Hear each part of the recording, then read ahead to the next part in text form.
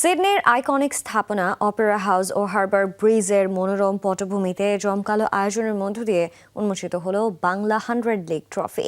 এই টুর্নামেন্টের brand ambassador Imrul Kayes. রোববার থেকে শুরু হবে 6 দলের মাঠের লড়াই। 13টি ম্যাচের জমজমাট লড়াইয়ের পর সবকিছু ঠিক থাকলে ফাইনাল 16 মে। ক্রিকেট এই টুর্নামেন্ট সামনে রেখে প্রবাসীদের মাঝে ভিন্ন রকমের আনন্দ উদ্দীপনা কাজ করছে।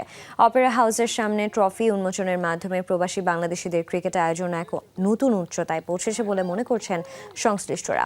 অস্ট্রেলিয়ায় বাংলাদেশি কমিউনিটির কোনো ক্রিকেট টুর্নামেন্টের ট্রফি বিশ্বের অন্যতম দর্শনীয় এই স্থানে উন্মোচনের ঘটনা এবারই প্রথম, যা নিঃসন্দেহে নতুন এক মাইলফলক।